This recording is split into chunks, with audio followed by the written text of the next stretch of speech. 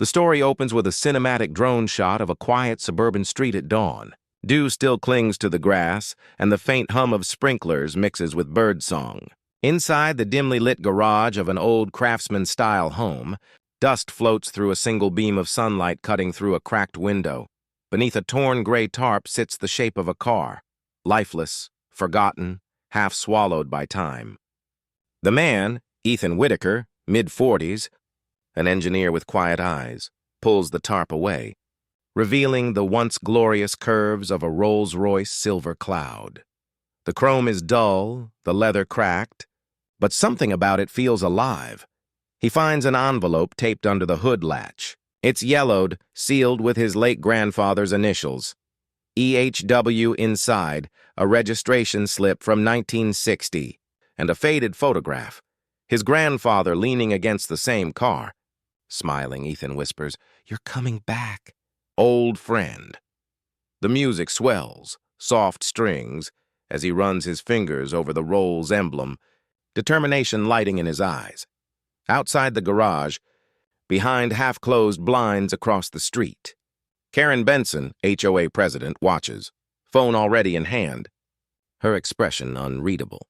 2 days later, Ethan steps outside holding a cup of coffee and freezes.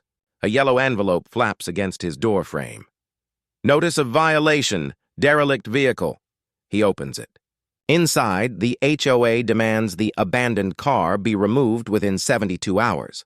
Camera cuts to Karen walking her dog nearby, pretending not to notice. Lips twitching into a smug smile. Ethan calls out politely, "It's not abandoned, Karen, it's family." She turns, voice syrupy but sharp. "Then maybe your family's junk belongs somewhere else." He glances back at the car through his garage window, a quiet resolve forming. Later that night, he calls his lawyer friend Tom, who chuckles. "Don't move it. The HOA can't touch pre-existing property rights if you've got documentation." Ethan's eyes flicker toward his grandfather's papers, the title deed, with a name they didn't expect. He sets the deed on the workbench, and the camera pans up to Karen's silhouette outside, snapping photos through her phone. Montage scene. Soft music under flickering workshop lights. Ethan sands down panels, welds the rust, and repaints each fender a deep metallic silver. The garage transforms into a sanctuary of memory and metal. Neighbors start waving as they pass. Kids stop to peek in, eyes wide. Even older residents nod approvingly. It's good to see history come alive again. But across the street, Karen grows restless. Her perfect garden no longer draws the stares. Ethan's garage does. She starts sending more complaints. Noise violations, environmental hazard claims, property value concerns. Ethan doesn't react. Instead, he keeps a small logbook. Every complaint, every interaction, every timestamp. Late one night, as rain pours outside, Ethan hears a faint click, the sound of a camera shutter from the shadows beyond his garage window. The next morning, Ethan steps outside and catches Karen in his driveway. Flashlight in one hand, HOA clipboard in the other. "This is private property," he says calmly. She doesn't flinch. "No, this strip," she says, tapping her foot on the gravel, "belongs to the association." Ethan walks inside and returns with a folded county plat map. He spreads it on the hood of the car, highlighting the line in ink. "This land, every inch of it, has been mine since 1959. Karen's face stiffens. She steps closer, nearly whispering, "We'll see about that." As she leaves, rainwater splashes against her heels, a cinematic frame of pride against thunder. Ethan watches her go, but as lightning flashes, 2 men in HOA polos step out of a nearby SUV, pointing their phones toward his garage. Morning. The sound of idling engines outside. Ethan opens his blinds. HOA inspectors are standing at the curb with clipboards, snapping photos. Karen stands beside them, pretending it's routine. He rolls the restored frame out into sunlight. The once rusted Rolls Royce now gleams, silver body catching the sunrise like a mirror. Everyone freezes. The car looks like something from a dream, elegant, timeless. Even the HOA inspectors stop taking pictures. One murmurs, "That's a Silver Cloud, isn't it?" Karen's expression darkens. Ethan wipes a smudge from the fender and says quietly but pointedly, "Still think it doesn't belong?" Karen's voice trembles as she mutters to her aide, "If that car's registered here, it could ruin our zoning argument." Cut to the HOA boardroom, fluorescent lights buzzing. A banner reads, "Emergency Community Compliance Meeting." Ethan walks in with a slim leather folder. Karen sits at the head of the table, flanked by board members. "Mr. Whitaker, we're here to discuss your continued disregard for HOA guidelines." He smiles calmly, slides the folder across the table. Inside, the original property deed and vehicle registration dated 1960. This vehicle and the land beneath it existed before your association was even founded. The room goes quiet. One board member adjusts his glasses, stunned. Karen forces a laugh. "Then perhaps we can purchase it. For the community clubhouse." Ethan stares at her. "You want to buy my grandfather's car?" "Consider it preserving history," she says sweetly. The tension crackles. The fluorescent light flickers above them. That night, Ethan returns home to find a typed offer letter slipped under his door. HOA letterhead, $12,000 for immediate transfer. The camera lingers as he reads it, smirks and says softly, "You have no idea what this car means." Night falls. The garage glows under soft amber light as Ethan buffs the final chrome detail on the hood ornament, the iconic spirit of ecstasy. The hum of a jazz record plays faintly in the background, a tribute to his grandfather's favorite music. Then, a rustle. A white envelope slides under the door. He opens it and reads the neatly typed letter. "The association would like to purchase your vehicle for $12,000. Payment immediate. Transfer required by week's end." At the bottom, Karen's signature curls in self-satisfied loops. Ethan chuckles. The restoration alone had cost twice that. But it wasn't about money. It was about legacy. He leans against the car and whispers, "You don't buy history. You earn it." Outside, the camera pans up. Karen stands on her porch watching his garage lights fade. Her expression hardens. The next morning, Ethan steps into the garage and finds the door half open, tools scattered, and a long key scratch across the Rolls paint. Ethan's breath catches. His hands tremble as he touches the deep scratch gouged into the flawless silver paint, an intentional strike. The once pristine fender is scarred. He scans the room. Several tools are missing, the workbench disturbed. The security light outside blinks red, meaning someone had triggered it overnight. He calls the police. An officer arrives, calm, polite, but skeptical. Karen strolls out from her house, robe perfect, coffee mug in hand. "Oh dear," she says mockingly. "Terrible thing, vandalism. Though you really shouldn't leave a garage open overnight." Ethan's jaw tightens.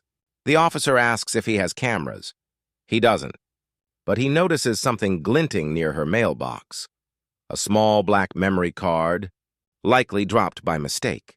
The officer picks it up with gloved fingers and murmurs, "You might want to see what's on this." That night, Ethan plugs the card into his laptop. The screen flickers. Grainy night vision footage fills the frame. 3 figures creep into his driveway. 2 men, 1 woman with unmistakable posture and blonde hair tied tight. Karen. "Take off the badge," her voice says. "It's mine now." They pull the tarp from the car, touch the hood, laugh. One man drags a metal key along the side. Ethan pauses the video, staring at Karen's smirk frozen in the green glow. His anger settles into something colder. Strategy. He prints stills from the footage, sliding them into a folder marked Exhibit A. He dials a number and says quietly, "Tom, I think it's time we give them a show." The following weekend, Ethan puts up a notice on the HOA bulletin board. "Community vehicle appraisal, open viewing Saturday at 2 p.m. Karen and the board can't resist attending. They believe it's a surrender, a man giving in to pressure. Cinematic shot. The garage is spotless, the Rolls Royce shining under perfect lighting. A small crowd gathers, neighbors, board members, even a local reporter. Karen steps inside first, adjusting her red blazer, wearing her victory smile. "Well, about time you did the right," she freezes. 3 county officers and a certified appraiser stand beside Ethan.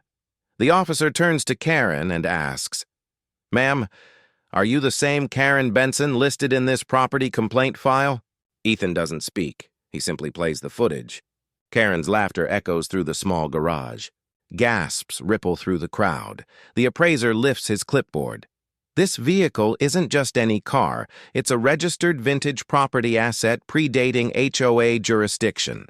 Tampering with it is a Class A offense. Karen's expression flickers from anger to panic. "This is outrageous! He set me up!" she shouts. The crowd murmurs. Whispers turn to glares.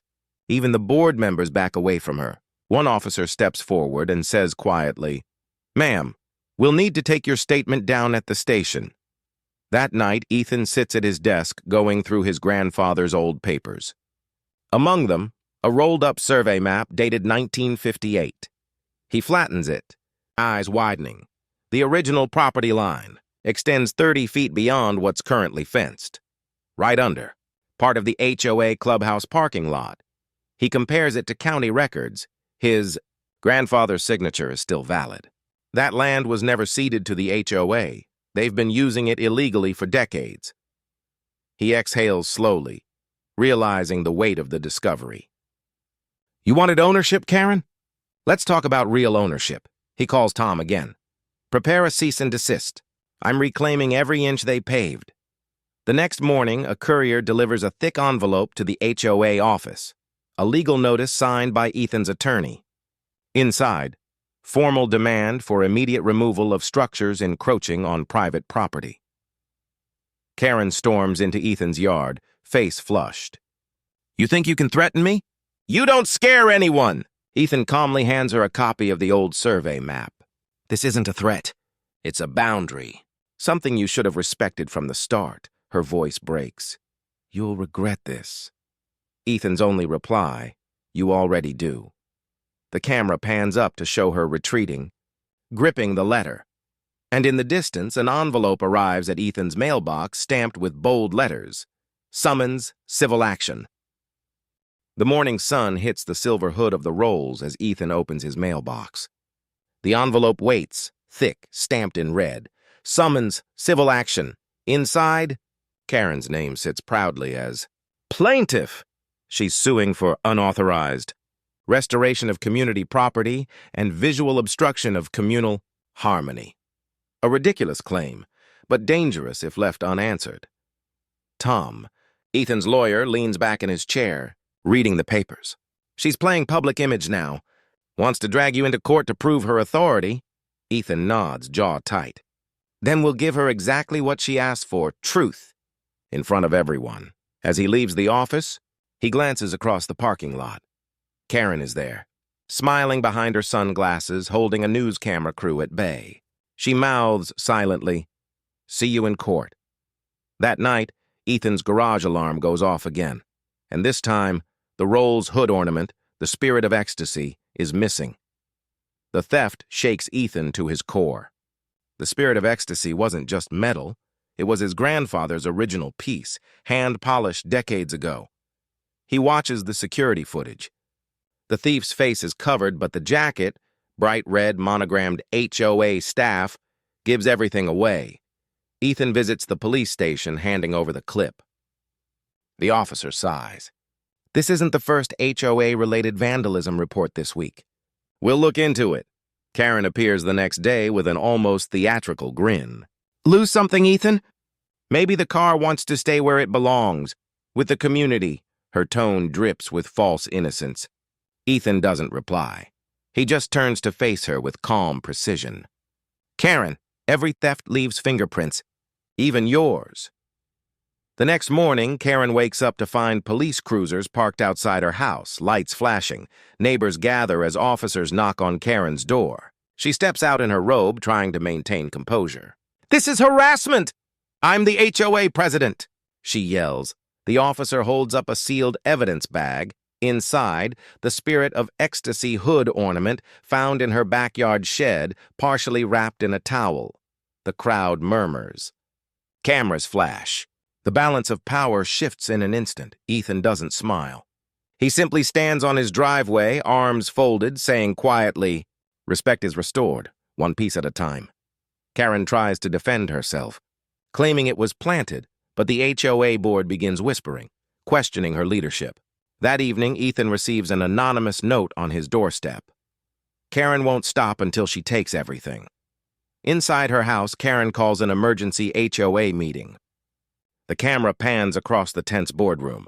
Framed HOA certificates, bitter expressions, whispered arguments. "He's making me look corrupt," Karen snaps. "If we don't act, we lose control of this neighborhood." Another board member murmurs, "Maybe it's time to let this go."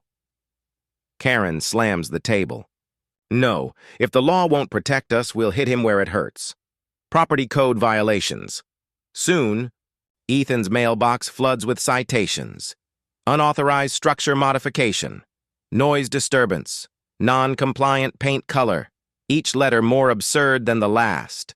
Ethan and Tom sit at the kitchen table surrounded by paperwork. Tom exhales. "She's using bureaucracy as a weapon." Ethan grins faintly and says, "Then let's use the truth as a bomb."